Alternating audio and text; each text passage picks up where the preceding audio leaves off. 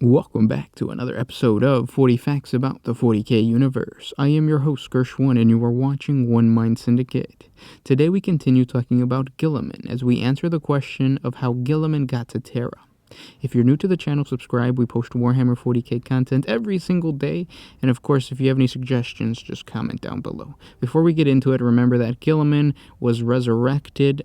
He was in Ultramar, and now he has to make his way to Terra, but the trip to Terra is very, very interesting for a variety of reasons that we're going to talk about today. So let's get into 40 facts on how Guilliman got to Terra. The warp is in many ways a mirror of our reality. Like a dark and fathomless pool, its surface ripples with the impact of momentous events or great outbursts of passion and emotions.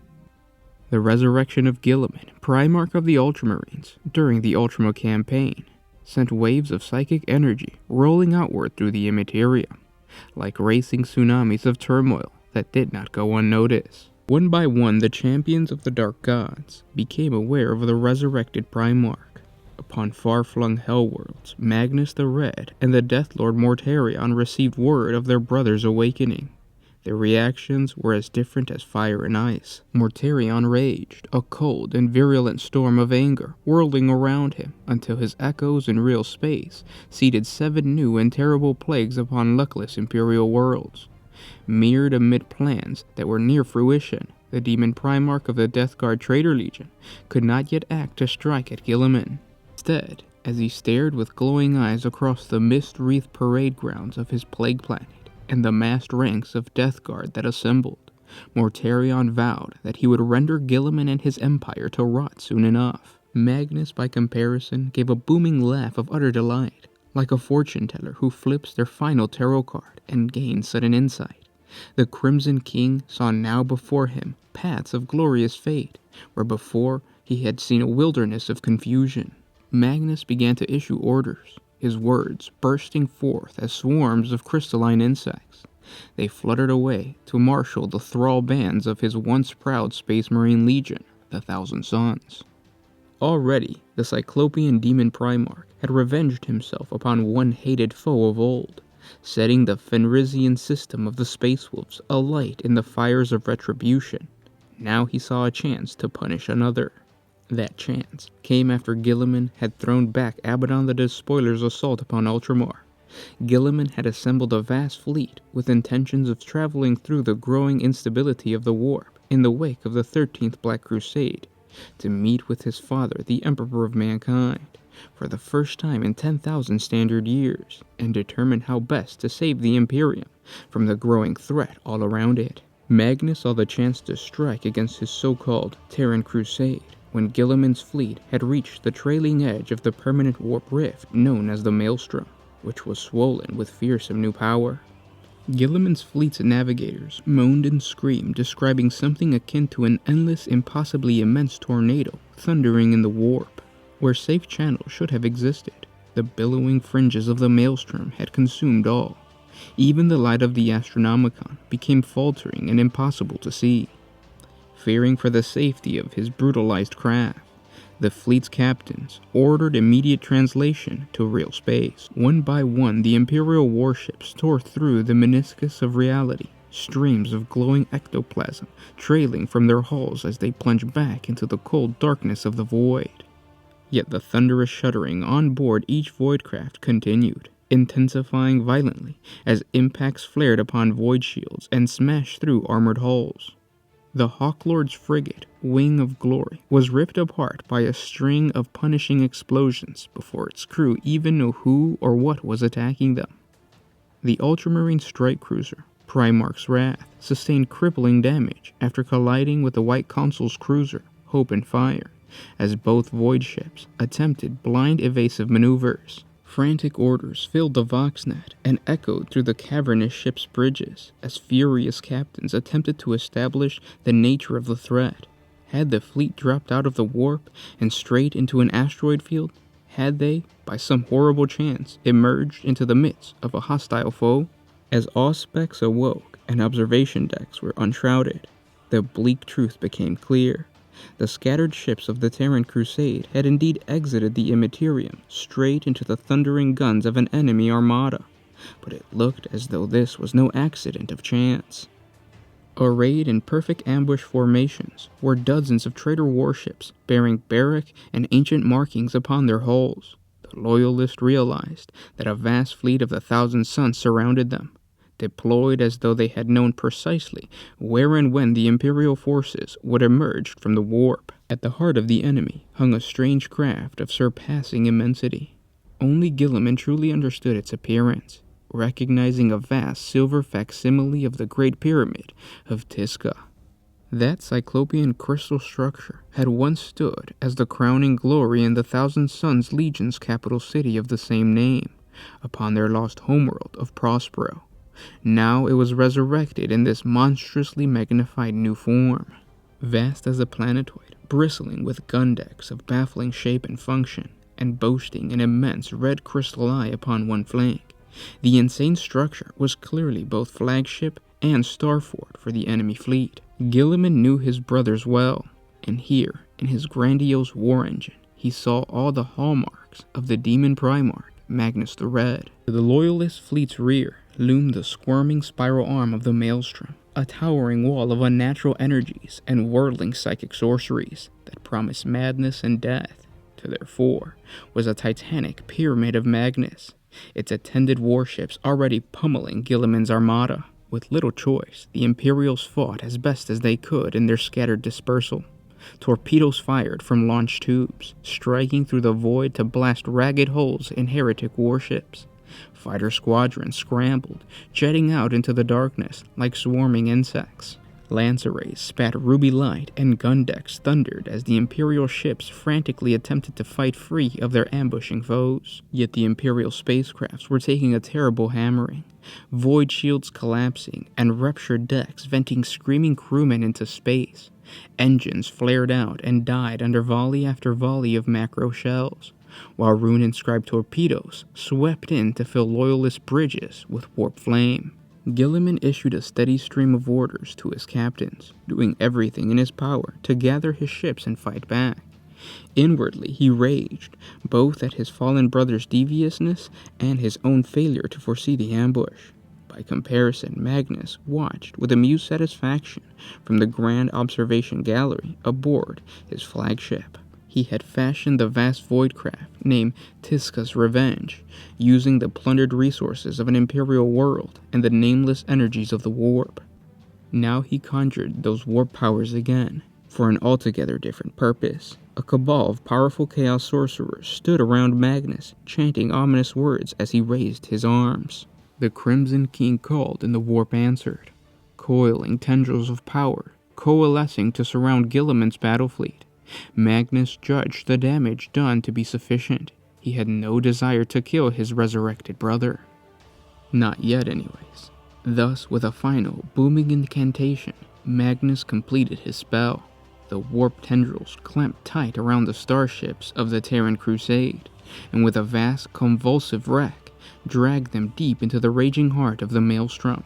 Guilliman's fleet remained trapped in the Maelstrom, unable to find its way out for an undetermined amount of time, as reality flows very different within the Immaterium. Only with the aid of the Eldar Farseer, Eldred Ulthran, were the Imperials at last able to follow a series of landmarks that led to an exit from the warp rift back into real space. Unfortunately, the way was blocked by a fleet of Red Corsair renegade space marines, led by the greater demon of Tzeentch, Cairo's Fateweaver. The Chaos forces successfully assaulted the Terran Crusade fleet, ultimately forcing the Imperials to surrender when Fateweaver used his command of sorcery to immobilize Guilliman with psychic chains formed from his own guilt, and rage at being unable to lead his people out of the Maelstrom for so long. Guilliman and his forces were imprisoned aboard a Blackstone fortress hidden within the Maelstrom that had been given to the Red Corsairs by Abaddon the Despoiler. But the Imperials were freed from their cells aboard the massive alien starfort by the intervention of the Harlequin Shadowseer, Silendry Veilwalker, and the fallen angel Cypher, in return for Guilliman's promise to allow Cypher an audience before the Emperor once they reached Terra. The Imperials were led into the bowels of the Blackstone Fortress, which housed a massive webway gate. Guilliman defeated the bloodthirster Scarbrand, allowing his people to escape into the warp before the gate was sealed behind them. However, this was all part of the plan on Magnus's part, who had foreseen the path Guilliman would take to return to the Imperial throne world. Once the surviving Imperials were safely within the confines of the webway and were warned by the Veil Walker's Harlequin scouts that the Thousand Sons were tracking them within their labyrinthian corridors, Guilliman became suspicious of his sorcerer's brother's motives. Guilliman's mind raced, weaving fragments of facts and glimpses of information with peerless strategic intuition. His manipulative brother, who must have somehow known precisely how matters would play out for Guilliman, had sent his cursed sons to intercept the Imperials. Events began to fall into place in Guilliman's mind.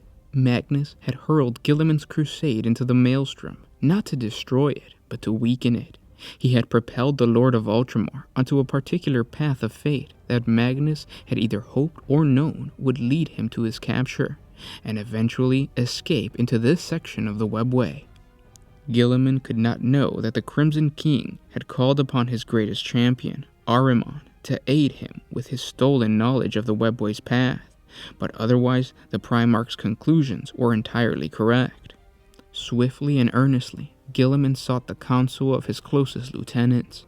They had to determine what Magnus planned, and quickly, before they stepped into the Demon Primarch's trap. It was Aldrich Voldus, who, drawing upon his knowledge of Titan's ancient libraries, made the intuitive leap.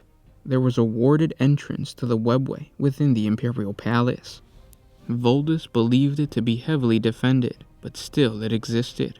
Perhaps Magnus knew of the gate and sought to follow them to it. Guilliman's strategic brilliance leapt ahead again, tracing patterns within patterns and perceiving the truth.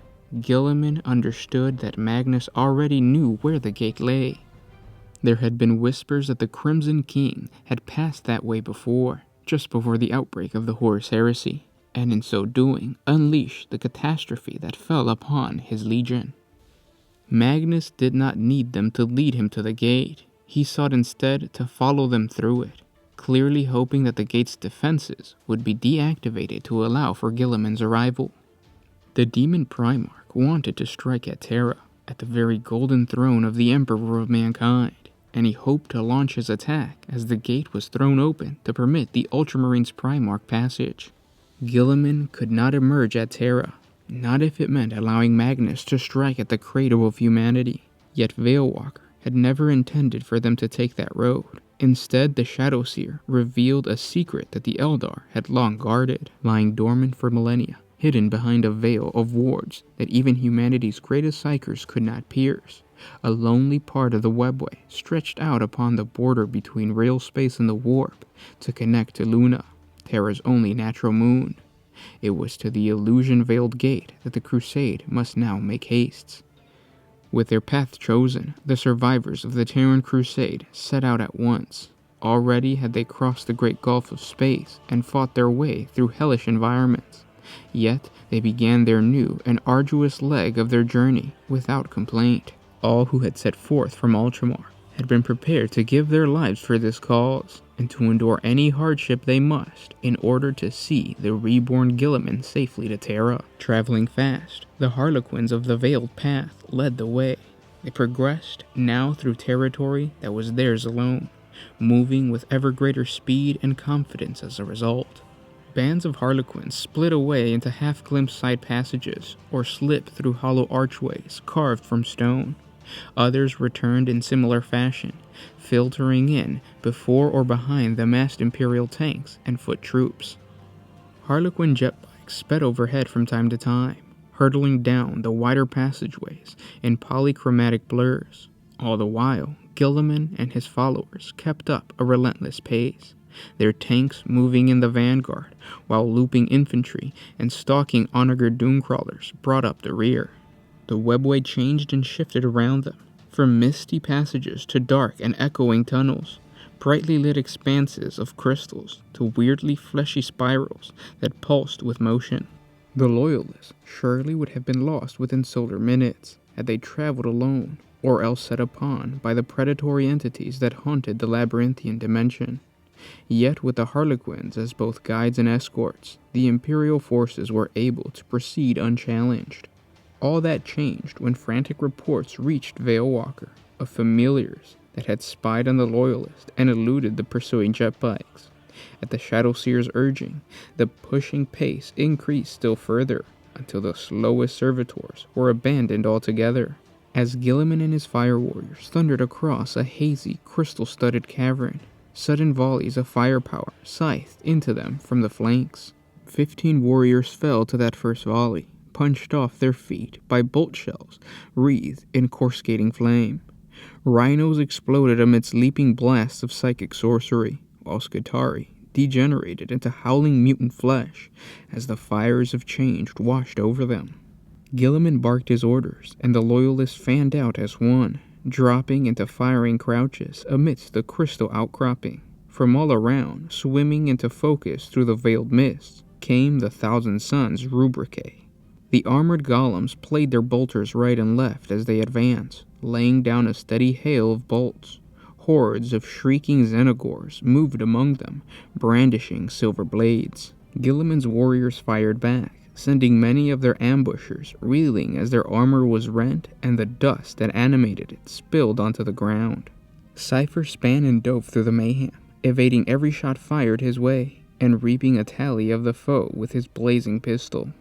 Voldus, too, brought havoc as he led a counterattack against the Thousand Suns. His warhammer swung in lightning-fast arcs, battering rubricae to the ground amid clouds of glittering dust. Still more rubricae closed in, their sorceress masters upon their flying discs, hurling their spells into the Loyalist ranks.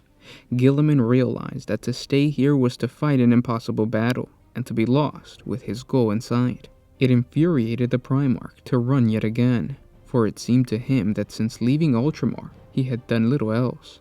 Yet the greater goal was of more importance, and he knew that he would not aid his father's Imperium by dying here. Blades raised high, Guilliman led the movement to break out of the Thousand Suns ambush. Not all of his battle brothers could extract themselves from the fight safely, and more precious lives were lost, along with the gene seed within them, as Space Marines were cut down by the enemy's fire.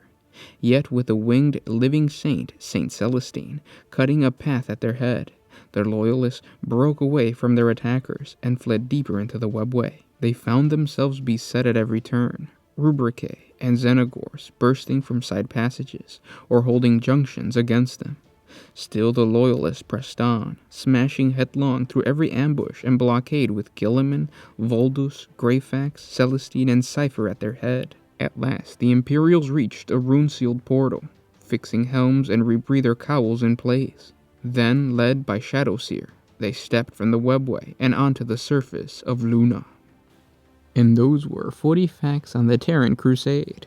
I hope you guys enjoyed this video. Of course, now you're probably asking, well, what happens next? We're going to have a part 2, so it's going to be Guilliman versus Magnus, where we're going to go into basically part 2 of this video. So click on the link at the end of the video. There's going to be a link down in the description below. It should come out the same day, if not tomorrow. Yeah, we'll get to know what happened on Luna and the cool battle that takes place. It's really interesting to know that there was a webway portal on the moon all this time. It goes to show you how the wisdom that the Eldar have, like the Eldar are underrated, I feel. Like they're always like a throwaway race, especially for the lore. Like, yeah, cool, they're fast, they're elves, whatever. But like they have so much knowledge of just crazy cool sorcerous technology that I think GW should really exploit like they did right now. So all this time while the Emperor was working on the webway project, there was another webway portal on the moon. Kind of funny. Yeah, so I hope you guys enjoyed this video, and I'll talk to you guys tomorrow. This was Gersh1 with One Mind Syndicate signing out.